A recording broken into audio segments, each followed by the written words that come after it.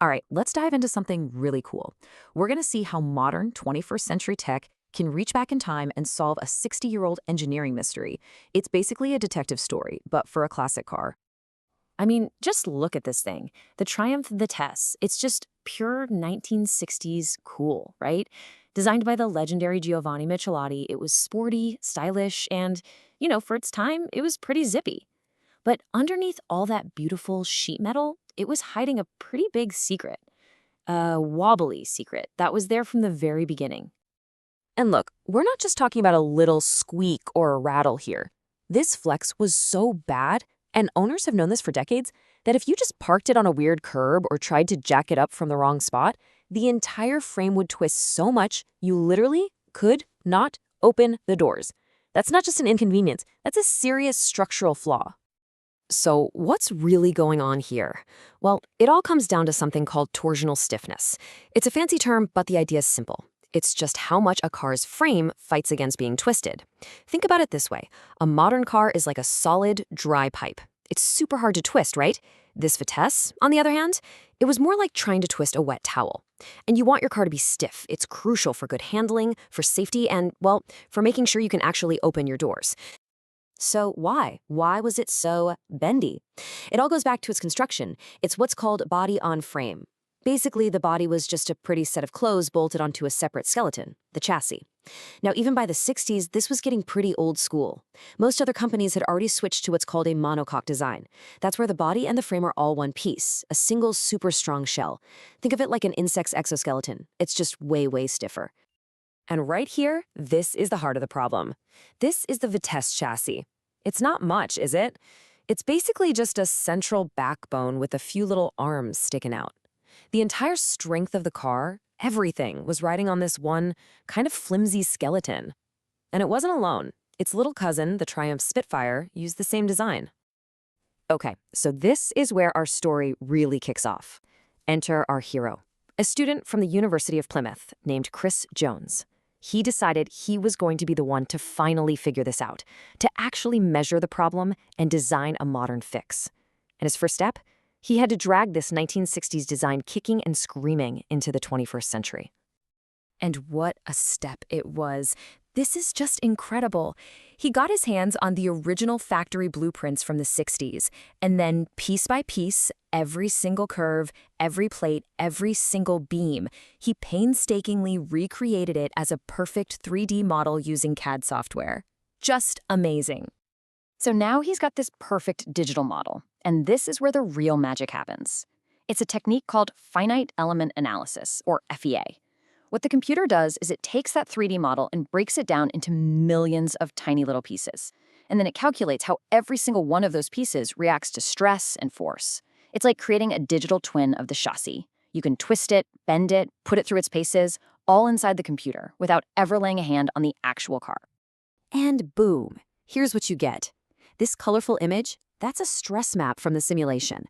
The blue parts are cool, calm, and collected. They're strong. But see those green, yellow, and especially the red areas? That's where the computer is showing us the frame is bending and twisting under load. For the very first time, you could actually see the Vitesse's wobbly secret. Okay, this is amazing stuff, right? But there's always a but. A computer simulation is just that, a simulation. It's only as good as the information you give it. So the big question is, how do you know for sure that this digital twin is actually behaving like the real physical 60-year-old car? Well, there's only one way to find out. You've got to test the real thing. To prove the computer model was accurate, the project had to move from the digital world back into the physical one, into the workshop for a real-life stress test. And check this out. This just shows you how serious this project was. They built this entire custom test rig from scratch. They bolted the back of the car straight to the workshop floor, and then they put the front end on a single pivot. The whole setup was designed to let them twist the frame. So you have this high-tech computer model, this custom-built rig. How do you apply a precise amount of twisting force? With something super low-tech but totally effective? Tractor weights. Yep, they just hung these massive weights off the front suspension, and that applied a very specific, very measurable amount of torque to the chassis. Okay, so with all that weight hanging off it, the car is literally being twisted. They then used these super precise digital sensors to measure the exact angle of that twist at 11 different spots all along the frame. This was the moment of truth. If the numbers from this real-world test matched the numbers from the computer simulation, then they knew their digital twin was the real deal. And guess what? The numbers matched. They were spot on. The digital twin was accurate. So now, with a fully validated computer model, they could finally, with 100% confidence, say exactly where the Vitesse was weak and by how much. All right, so let's talk numbers. This is our baseline. The bare chassis, all by itself, had a torsional stiffness of 1250 Newton meters per degree. Now, what does that mean? Well, to give you some context, a modern convertible, that's usually over 10,000. So, yeah, this was the number they needed to improve on. And what's really interesting is where the strength actually came from. Get this, just bolting the body on nearly doubled the stiffness. And even the doors and the flimsy convertible roof, they each added another 20%.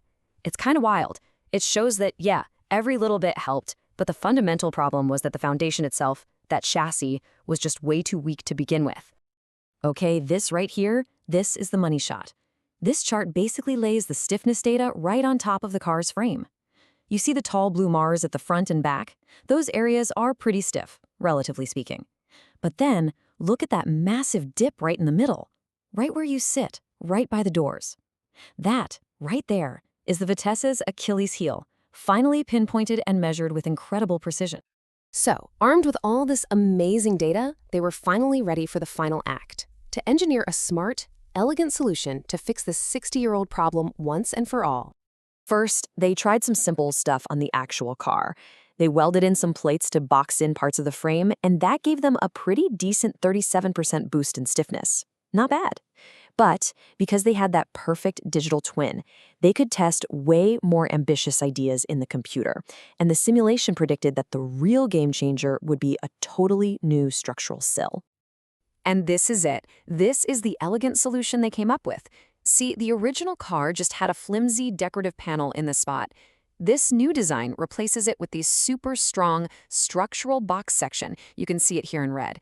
It's designed to add strength precisely where the data told them it was weakest. It's not just throwing metal at the problem. It's a targeted, engineered fix. So, the final numbers, do you want to hear the results? They're pretty astounding. The original car, all put together, was about 3,500 Newton meters per degree. With the proposed fix, the computer predicts that would jump to 5,400. That is a massive 54% improvement. And to put that into perspective, to really see how huge that is, that puts this 1960s classic convertible right on par with a 1998 BMW Z3. That's incredible. So what's the big takeaway from all this? It's that by being super methodical, by combining cutting-edge digital tools with old-school, hands-on testing, a design flaw that plagued this car for 60 years wasn't just found. It was precisely diagnosed, targeted, and solved. They literally brought a classic car's performance standards right up into the modern age. I just think it's such an incredible achievement. It's not about erasing the past, it's about respecting it and then improving it with the amazing tools we have today. And it really makes you wonder, doesn't it? What other classic designs, cars or otherwise, are just sitting out there, waiting for this kind of brilliant modern transformation?